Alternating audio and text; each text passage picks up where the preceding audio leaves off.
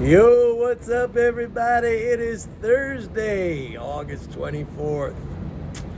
So I'm going to go over what happened in the market today, but there's a lot of things that I want to say about me personally. First of all, let me start off with this.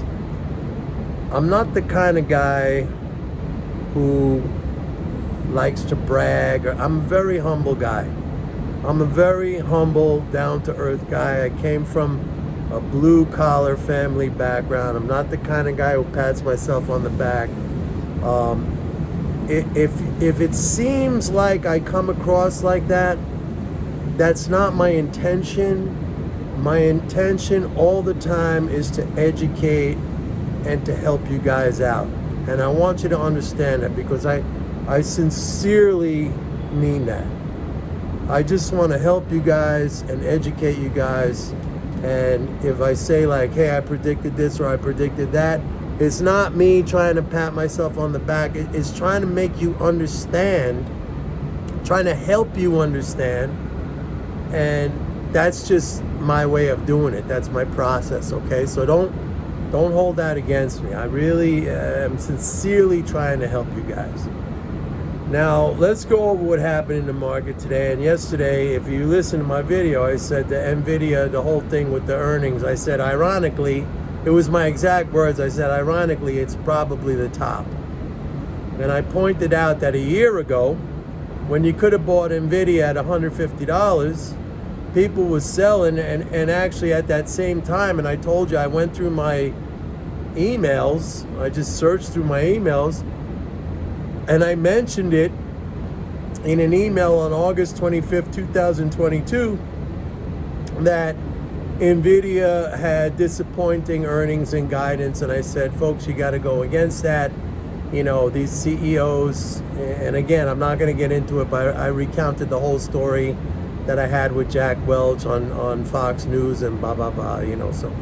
And you could have bought it at 100. You could have bought it lower than 150. I was buying it like at 150. Now, people yesterday, and this is classic, folks. This is classic. I've been a trader for over 40 years. You know, some of these setups to me are so classic. It's like handing me money. And again, that's not to brag. I'm just like I have a lot of experience, and this kind of correlates with what I was talking about yesterday about having a coach. Like if you have a guy like me, I made every mistake in the book for many, many years. But, you know, experience is valuable, okay? That's what I'm telling you. So I could see these setups fucking a mile away. And I knew today was going to be down. All right? And I've been telling you guys that the first week in September was going to be the peak. I told you that I gave you a couple of these dates, the first week in August, you know, I gave you a couple of these dates. Now, I don't like, let me just say something right here. I don't like, diving down into these micro trading situations. If you know me, if you followed me for any length of time, you know that I'm a big picture guy, I'm a macro guy. Yesterday I got a little bit heated on my video because I said, look, I'm giving you not only the macro picture, I'm giving you these swing trade ideas. Maybe that's not a good idea. I got to stick with the macro picture. But anyway, these swing trade ideas have been working out beautiful. I said that the market was going to bounce back, a small rally for a week, and that's basically exactly what has happened. And now we're coming into next week, which we're going to have a fiscal injection. So I think we'll see some recovery off of this. Let me just say this selling today. We got Powell giving a speech at Jackson Hole tomorrow, and I'm pretty sure that's going to be a hawkish speech. So, you know, the monetarist zombies, psychotic zombies, they're going to be selling. But then I could see somewhat of a rebound going into early next week, and then that's it. We get into a rocky period fiscally, where you get a tax drain. I've been telling you guys this, you get a tax drain, on September 15th. And then we get into these budget negotiations in Congress towards the end of September. If there's one thing I'm worried about, and I always tell you guys, by the way, today we get the quintessence. I've been here for 6 days in New York. It's been beautiful every single day. Today we got the good old New York gloom. It was raining, it was cloudy. All right, if there's one thing I'm worried about, and I always tell you guys this, so don't, some of you in the past have called me a perma bull. No. If I'm bullish, it's because the fiscal situation dictates that. But if there's one thing I'm worried about right now, because let me backtrack for a second, all right, if I may. Last year, towards the end of the year, when every single economist on Wall Street was saying there's going to be a recession, 100% guaranteed in 2023, I was the only one, and if you're honest, you'll admit it, I was the only one who said, as long as they raise the debt ceiling, there's not only not going to be a recession, we're going to have an economic boom. And right now, guess what? The forecast for Q3 GDP growth is 5.9%. That's like China level GDP growth, okay? Nobody else told you that. I was the only one, and you could go back and you could watch my videos at that time. I was the only one saying it. Every single big shot economist on Wall Street, all these motherfuckers, they were like, that's a guarantee. They're all monetarist zombies. They said that's a guarantee. We're going to have a recession in 2023. I said, no, that's absolutely not going to happen. As a matter of fact, as long as they raise the debt ceiling, we're going to have a boom. And 5.9%, I'm sorry, that's a boom. Now, getting back to what I was saying, my only concern right now, as we get into September, because that's when the September 30th is the end of the 2023 fiscal year for the U.S. government, got to have a new budget.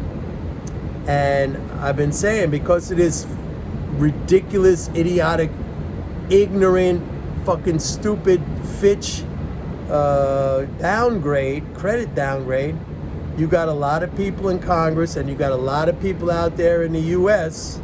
who maybe talk to their congressional representatives saying, oh, I balance my budget at the kitchen table like the government.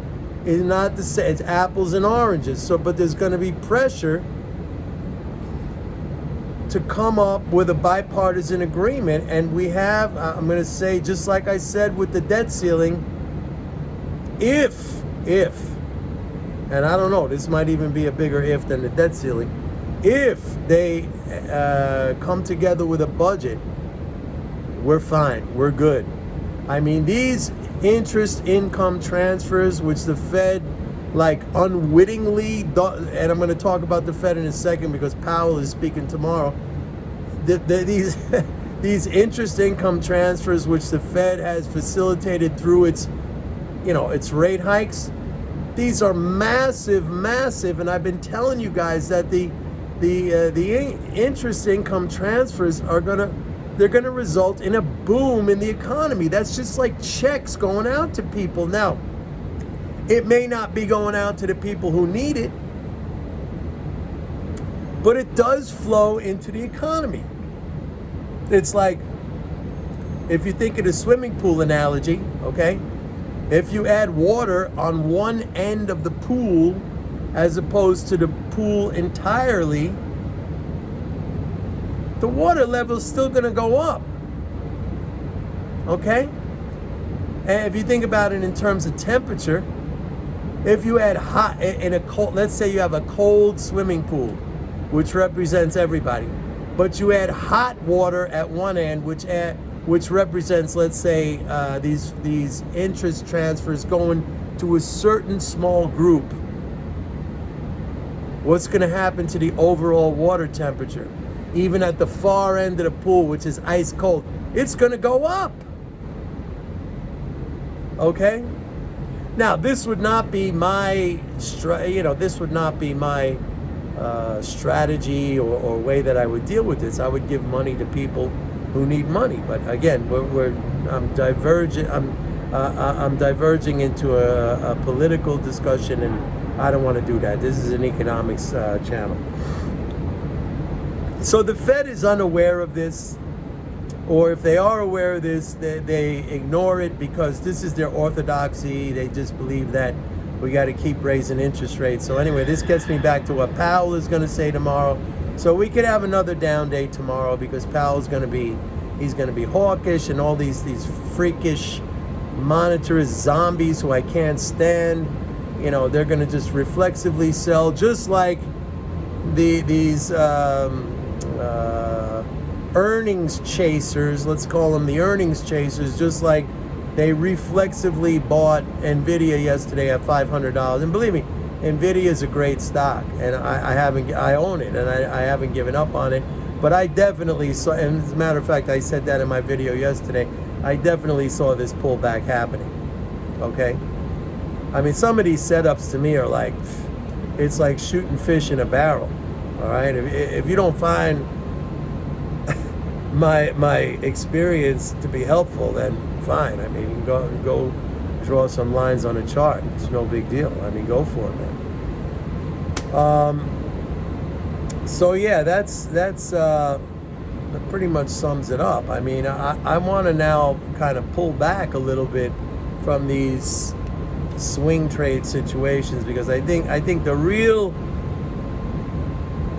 benefit or the real value of what I talk about here is in that macro picture. And many of you, I could tell by the increase in a number of subscribers I get every month on this channel, that, and believe me, I'm never ever gonna have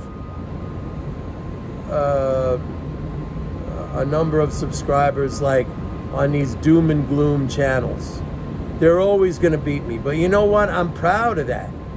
I'm proud. I don't want millions of subscribers, because that would dilute. It would mean like I'm a contrarian. It would mean like everybody's following the same thing. Maybe I would have to think about a new understanding or whatever. I don't know. But believe me, it's never gonna happen. So consider yourself, if you're a subscriber of this channel, first of all, I want to say kudos to you, because you're a very intelligent person, unless you follow just to be like a troll. And second of all, you're in a rarefied group, a very rarefied group, a unique group, a small group, but it reflects intelligence, it reflects curiosity, it reflects a desire to learn, it reflects a desire for knowledge and information, it reflects a desire to better yourself. Learning, for me, I never stop. Like I think I did a whole video about this. Like, to me, learning is an ongoing process. It never stops. I read lots of books. Forget about the market. I read books on history. I read biography, all nonfiction. The only fiction books I really read, and I don't read them often. I read some, like Russian literature, like Dostoevsky, stuff like that. But I mean, I read all the time. I love books. I am in love with books. All right, and I read all day long shit that's online and stuff like that. And I stay as far away from the mainstream media as I can. Although I will admit that I go to the mainstream media for the same reason as I go sometimes to like this crazy blog Zero Hedge, for contrarian ideas. I don't know if I said this in one of my videos. I know I sent it out on one of my emails to my subscribers. You can basically know nothing and go trade against Zero Hedge, like their posts, whatever they say. You could basically take a position opposite that, and over time, I guarantee you, you'll be up money. You'll make money. I don't know how much, but you'll make money. Being here is much better. Believe me, being here is much better. So yeah, that's that's the update. We had again, next week we're gonna get a positive fiscal flow injection, which will culminate on the 31st, which is Friday. With Friday, we're going to get the first of the month payments for September, because September 1st is a Saturday, if I have my dates correct. Oh, wait a minute. 28th, 29th, 30th, 31st. Oh, no, I'm sorry. The first is Friday.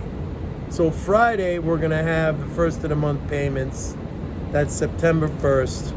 That's big. That's like 100 billion leading spending flow day.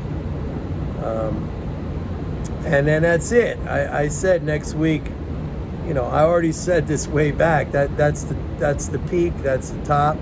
I think we will likely rebound somewhat off of today's sell-off, and probably we're going to get a sell-off even more tomorrow with the Powell's stupid comments. And then that's it. Like, we got a rocky 2 months, but I'm not worried. I just said earlier, the only thing I'm worried about, like I'm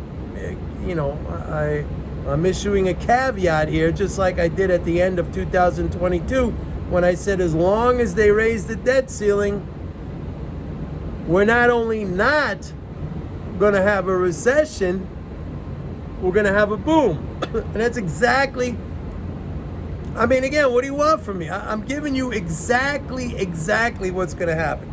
And I'm telling you right now, if Congress comes together on a new budget for 2024 without a government shutdown, and I don't think people are going to, I don't know. I'm not a good political prognosticator. Maybe people want a government shutdown until they really feel it, and that might take some time if they do shut down the government. And the general public thinks, yeah, that's what we need, until they feel it. That might take a while, and that could really impact fiscal flows in a negative way. But, I'm going to be on top of that for you. I'll tell you. I'll be the first one here to tell you things are looking no good with that shutdown. But right now, I can't predict that. I don't know. Nobody knows what's going to happen from those negotiations. But I will tell you this. With absolute 100% confidence, if there is no government shutdown, we just continue to go higher after this 2-month period of tax drain, and use that as to accumulate more assets, more stocks. That's how easy it is. I know it sounds crazy, and I know you want to draw 50,000 lines on a chart, and I know you want to have some like very, very high level mathematical system, and you want to be like, this system fairy adherent, and well, good luck with all that. Folks, don't attack me. I'm just trying to make this whole thing very simple for you, okay?